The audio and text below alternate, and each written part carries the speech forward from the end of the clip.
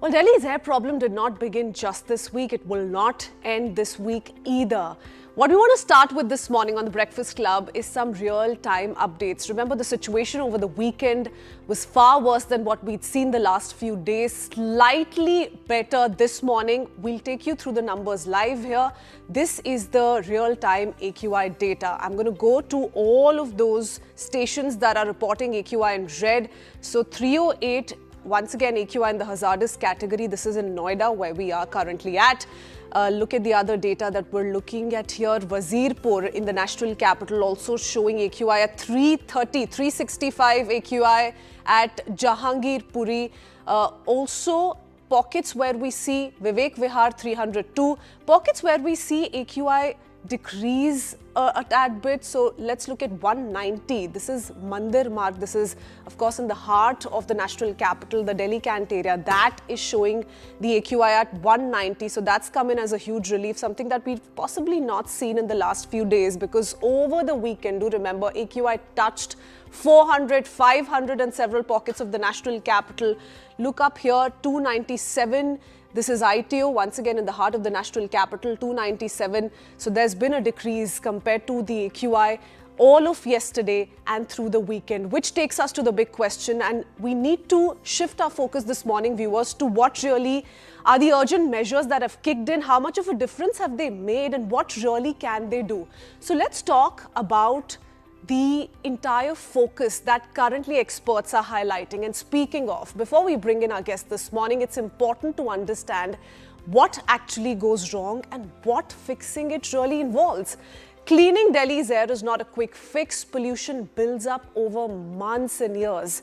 Short-term curbs can bring temporary relief, yes, but they don't reset air quality. Experts say real improvement comes only from sustained year-round emission cuts. That means consistency, not just emergency steps when the air turns toxic.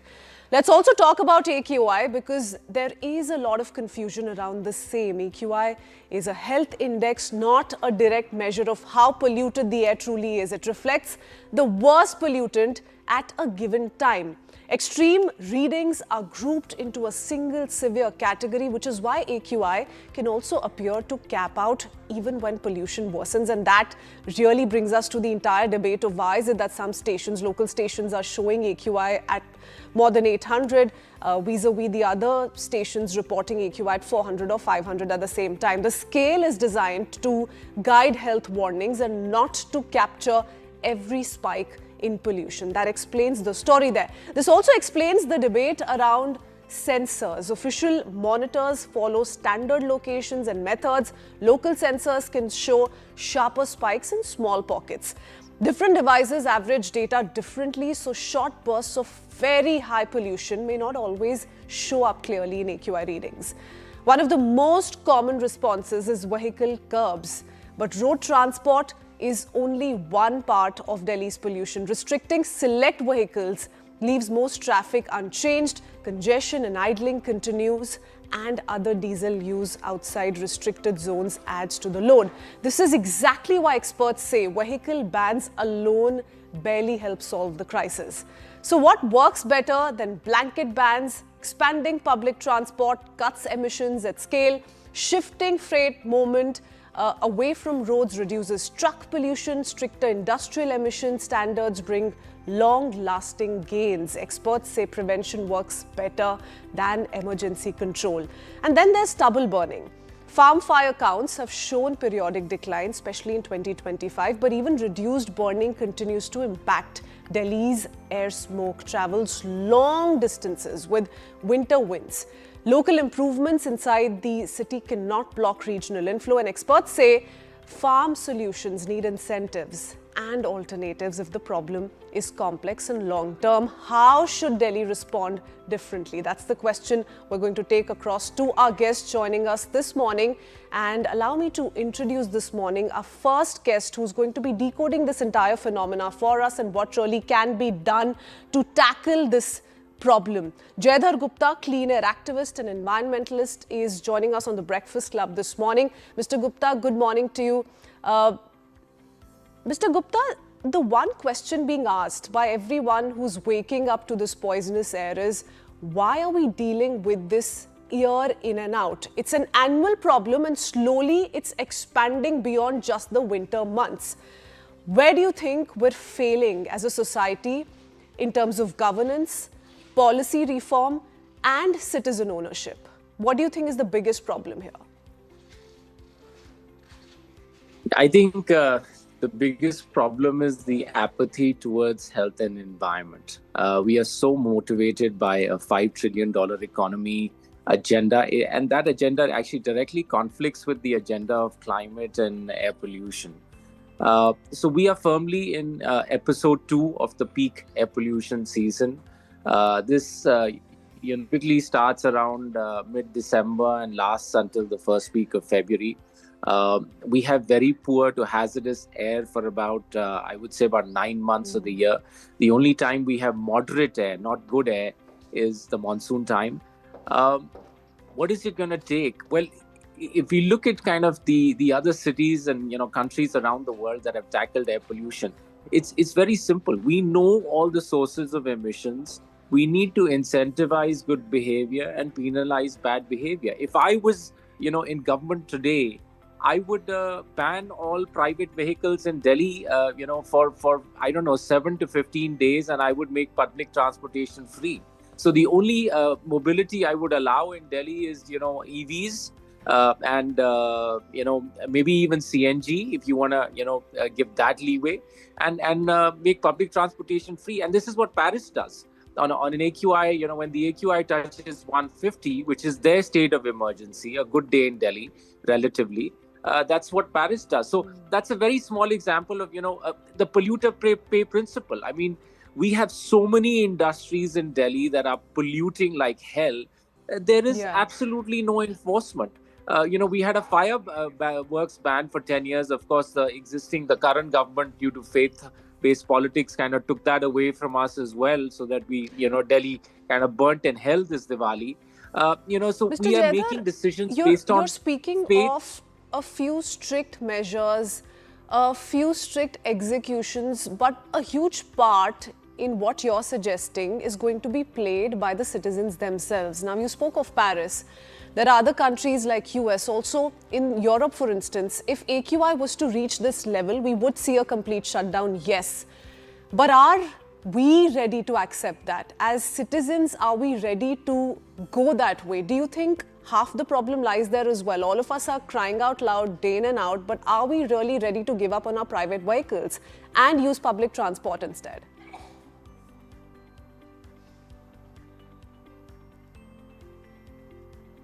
I'm very glad you asked that question, because for years I pointed, fingers at the politicians, and I pointed fingers at everybody around me, friends and family, and then I firmly started pointing a finger at myself. I think we all, whether it's an RWA, whether it's a school, whether it's a business, or you as an individual, you need your own graded response action plan. Okay, unless we all change behavior and reduce our carbon footprint and reduce whatever it is that we're doing to create this pollution, because we are the pollution. This is a man-made problem. Okay? This is not a natural disaster. Mr. Jaidhar, I'm going to request you to just quickly check your Wi-Fi connection. We don't have a very clear audio line with you. We'll come back to you in just a few seconds. Allow me some time. In the meanwhile, I do want to go across to our second guest joining us this morning. Bharati Chaturvedi, Director at Chintan Environmental Research, is with us this morning. Bharati ji, good morning. Thank you for being with us here. This is a conversation that we're having on an everyday basis, and this is not just limited to our workstations, and that's what I began by talking about. Right now, since once again we're trying to decode this worrying phenomena that we're witnessing in the National Capital Region year in and out, where do you think we're failing in recognizing the primary contributors of air pollution? So there's one conversation that's going on around how the entire Delhi NCR region is situated in this belt which is completely land-boxed, and that gives us a geographical disadvantage, which plays a huge role every winters. There's another conversation that's going on regional contributors, and then there's a third conversation that's going on other regional factors like stubble burning, etc. Now, amidst this kind of a blame game in trying to identify which one of these plays the biggest role, we're losing out on a lot of time, Bharti ji. What should be done urgently? Yeah. Yeah, I think firstly we are, but secondly, I think more importantly, we know that, for example, vehicular transport, vehicular pollution is a significant thing. We know that,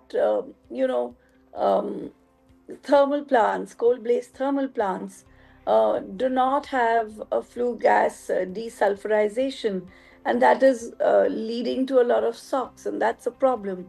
And we also know that these are the kind of big issues that take a lot of guts to kind of address, because it's not easy, and it's going to be very, very should I say, it's going to be very difficult for the government to actually say we're going to cut down private transport.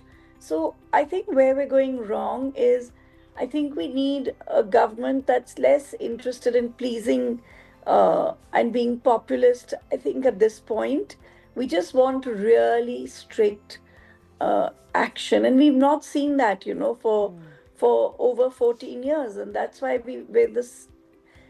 we keep doing GRAP all the time instead of actually being in no need for GRAP. So I think that's where we have a crisis right now. So would you say that these kind of pollution control measures are seasonal and reactive, and that's exactly what we don't need? We actually need something that is implemented or stays put for the whole year. And do you think that's a realistic scenario? Do you think we can get to that point? Well, there is no other scenario, so we better get to that point. We just cannot have a situation where we just do band-aid things like GRAP and, shut down tandoors. So there is no option. This is a huge thing. It's the single biggest killer in our country. It's bigger than the pandemic. So we really have to push this. Okay, Bharti, I'll come back to you in just a bit. Dr. Sanjeev Bagai, our third guest this morning, joins us, Padma Shri awardee and chairman of Nephron Clinic. Good morning, Dr. Bagai. Always a pleasure. Good morning. Dr. Bagai, one thing which is being spoken of, and it's become so worrying for parents because there's a sense of guilt that parents are carrying with them in staying put in the national capital region, working out of Delhi NCR. Some can afford to move away for a few days, but not all of them have that kind of privilege. And the guilt is because of this very reason, doctors warning that children are actually carrying lungs of chain smokers. Are we knowingly sacrificing an entire generation, Dr. Bagai? Good morning. So, I think unless and until we don't realize and recognize what the real core origin of the problem is, we will be going round in circles like we've been doing for the last almost 2 decades in Delhi. We got to identify what the origin and the cause of each line item is. So each particular co-pollutant has a particular cause and effect. So for example, for the last 10 years, 12 years, we've not been able to sort out the traffic or the road dust. We've not been able to sort out the waste disposal on a large scale in Delhi. Children are more affected because, especially the children under the age group of 5 and going up to the age group of 18 to 20, because children breathe twice as fast as adults. So they breathe in 2 times the volume of the pollutants. Their lung capacity is limited as compared to adults, and so is the immunity. The capacity to fight off the pollutions or the particulate matter is limited.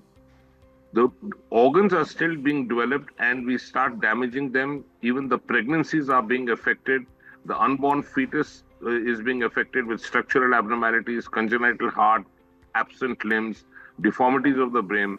This is nothing short of being criminal. Remember, even 1 year preconception, that means even before a young lady plans to conceive, if she is exposed to this level of pollution, the DNAs are damaged. That means your chromosomes are breaking internally, and therefore the next generations are already being affected. This is not what we owe to the next generation. This is not what we owe to our children. This is not the legacy which we want to give going forward. We have only one thing to give is protect the nature, protect the environment. If the pollution of this level is going to be circulating in us, we are bound to have great damage. 22 units of AQI increase is equivalent to smoking one cigarette.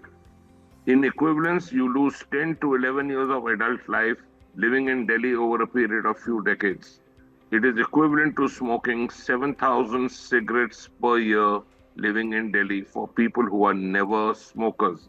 That means never smokers have an escalated risk of lung cancer, which is not fair to any person who is a tax-paying loyal citizen. But it's not only the government's responsibility. It is each citizen's responsibility to look after our own environment. And since you spoke of health, recent Lancet reports, particularly the 2025 countdown on health and climate change, and I want to just pull out those numbers for everyone watching this. They've highlighted that air pollution is a massive killer, especially in India, claiming over 1.7 million lives in 2022. So this goes back to 2022, and all of this due to fossil fuels, increasing mortality by 38% since 2010. And this also costs India nearly 9.5% of its GDP. We're yet to read up on figures from 24-25. Again, we've seen scary air pollution levels through these 2 years as well. Mr. Jaidhar, there are several studies that keep coming out. Every second day, third day, there's another study out. There's a study that points to how we've seen a decrease in stubble burning this year, a slight decrease last year, 2024 onwards, in fact. Despite that, we're seeing the AQI where it stands today. Despite other anti-pollution measures that have been enforced, we see air pollution at 450, 500, and that was the situation over the weekend. So stricter measures need to be taken. If I were to ask you 3 things that we can do in the interim, that we can sort of stretch for a longer period of time, that takes into account our pollution levels through the year and are realistic as well. It's a tough question, but what do you think those 3 ideas would be? You know, I would issue health advisories. I think there's a knowledge gap. I don't think people understand what air pollution is and what its health effects are. I think that's number one, because awareness precedes change. We have a, I don't know what the reason is, but, I've been following this for 12 years now, since 2014, since I was a victim of air pollution and was diagnosed with damaged lungs. There's been no health advisory. People don't know. I mean, yesterday, the number of Christmas melas and faiths in schools across Delhi, I think Bharati also sent me something of my school, modern school, Vasant Vihar. These are educated people who are, participating in faiths and melas and Christmas markets. People don't understand the health impact of being outdoors in AQI of 600-700. The first thing I would do is health advisories. People have to know the health impacts, because if people understand the health impacts, trust me, they would vote for clean air. I mean, I'm just shocked that we have had 3 elections in Delhi, 2015, 20, and now 25, and we have not voted for clean air. I think that's step number 1. Okay. Citizens have got to understand that, if we don't have a government that has a focus on health and environment, we've got to be the change. Okay. So schools, RWAs, everybody's got to engage and, in changing behavior. If we don't change behavior, I mean, the only way to solve the problem of air pollution, climate change is behavioral change. And behavioral change comes from incentivizing good behavior and penalizing bad behavior. Mr. Jaidhar, you spoke a little while ago of the lockdown days. All vehicles need to be banned for a certain days, etc. But are those measures something that you think we can implement long term? Can we entirely shift to that model, or would you say that those are just interim measures that need to be taken? Because a lot of people are going to be up in arms and say that's not how you're supposed to live your entire life. No, so, it forces government and society to move towards public transportation and EV mobility or shared mobility. I'm not a big believer in private passenger vehicles. I mean, I think we need EV mobility, we need shared mobility, and we need public transportation. I mean, look at Singapore, look at London. I mean, how many people have private vehicles? And those are all, places that have an air pollution problem. I don't think there's any city in the world that does not have an air pollution problem. But, we are talking about PM 2.5 levels, like Dr. Bagai said, that the health effects.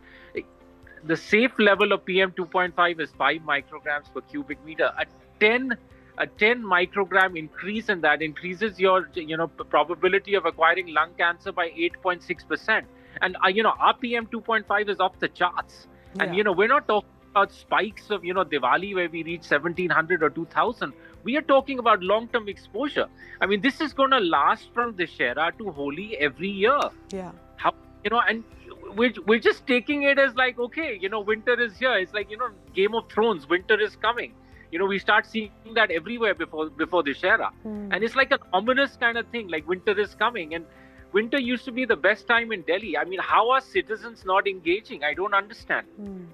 The other thing the government keeps saying, Mr. Jaidhar, and I don't want to get into politics at all this morning. The other thing they keep saying is none of this can change overnight. And that's correct to an extent because China did it over a 5-year action plan. And finally, we've seen the kind of difference we've seen over the last 10 years. So it's taken a decade to really reverse the situation. But Bharati, the one thing that we keep hearing is how Delhi's landlocked geography, low wind speeds, etc. are also to be blamed.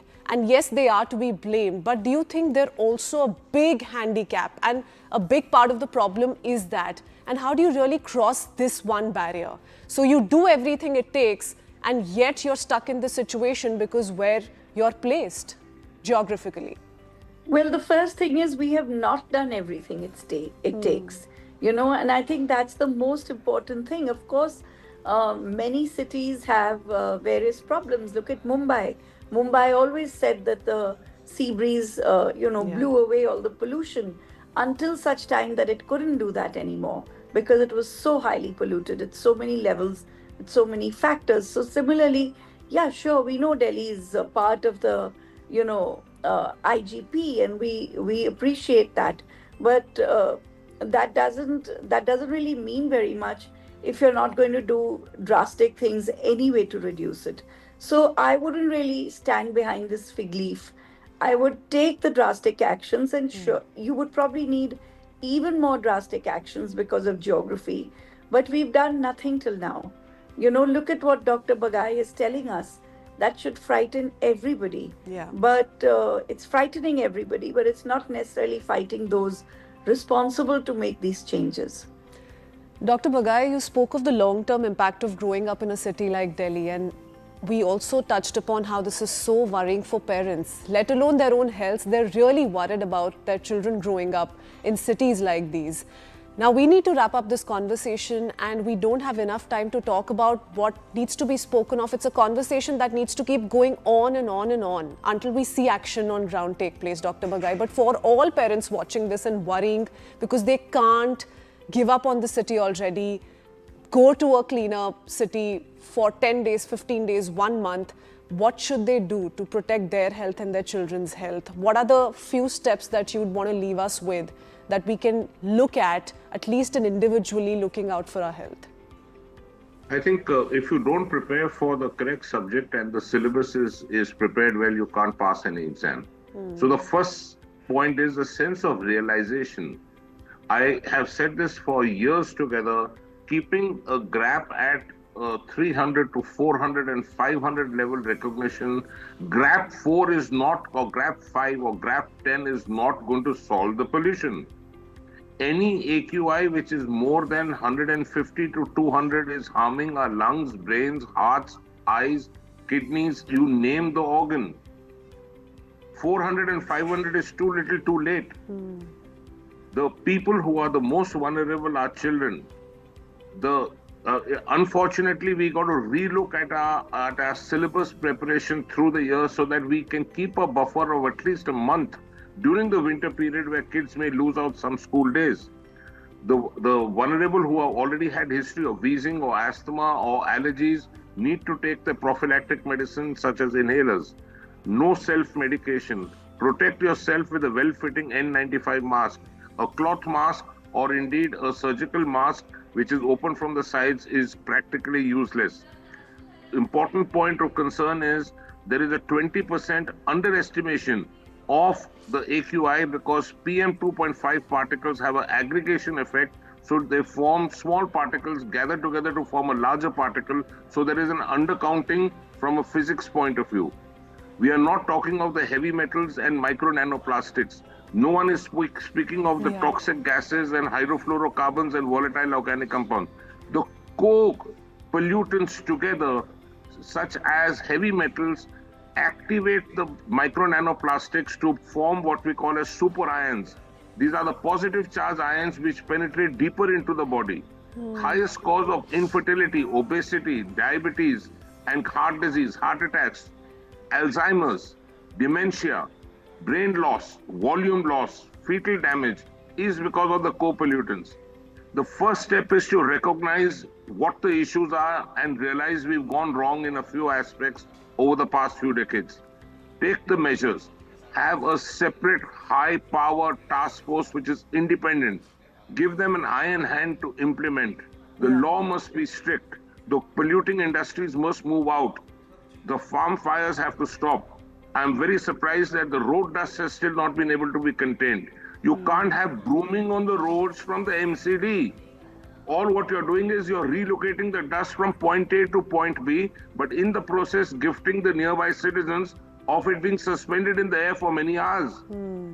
Temporary measures is what we're seeing. So even water sprinklers are doing just that. Dr. Bagai, we're run out of time, but what you're telling us prompts us to that one thing that we've been saying. As citizens, we've been repeating that we do need toughest of anti-pollution measures. And at the same time, as citizens, we must keep in mind once and if that does take place, we're all supposed to welcome it with open arms. So that's another part of the important story that we must highlight here on the Breakfast Club. But to the three of you, thank you so much for joining us this morning and for giving us all those important perspectives, something that we must keep in our minds and continue to work towards.